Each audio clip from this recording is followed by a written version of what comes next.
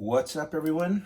We are doing 2013 AP Calculus AB, question number 6 of the FRQs. This is another differential equation.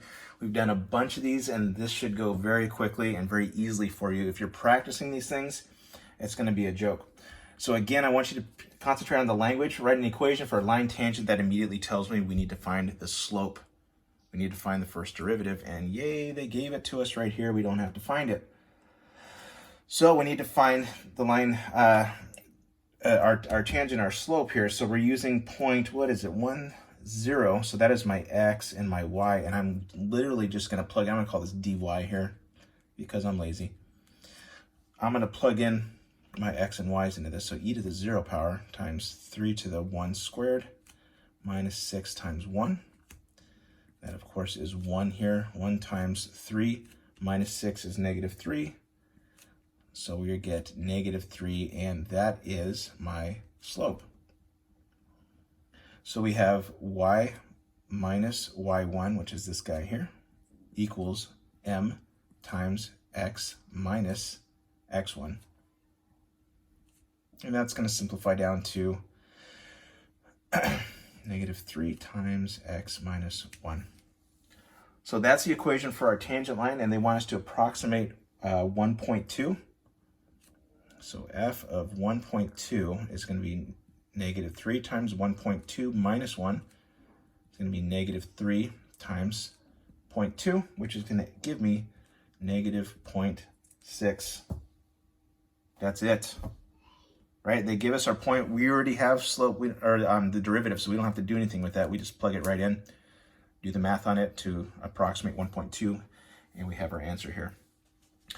So part B, if you are keeping a log of terms to tell you what to do when, which is usually the trickiest part of these, you're looking at, or I'm looking at, particular solution, differential equation, and it goes through a point or initial value. I mean, those three things together, you know you're going to separate variables, you know you're going to find the constant, and you know you're going to end up solving for y or whatever other variable that we are using. So I'm going to go ahead and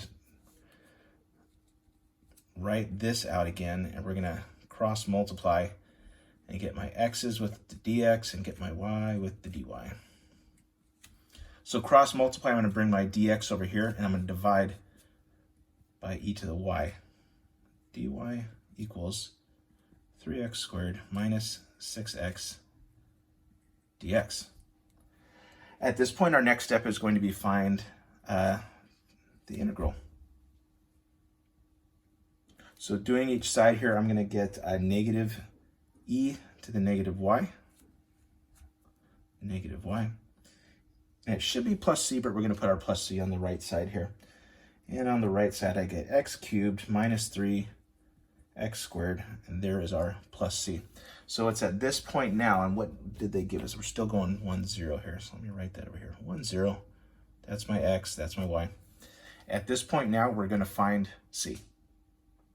Okay, so I'm going to plug in these numbers into this equation here. So e to the negative 0, which is just 0, and then x cubed minus 3 times x squared plus c. So this is negative 1 equals 1 minus 3 plus c, and I'm going to end up with c equaling 1. All right, subtract the 1 and then add the 3 over there. So we have 1 equals c, so I'm going to plug this one back into this equation here.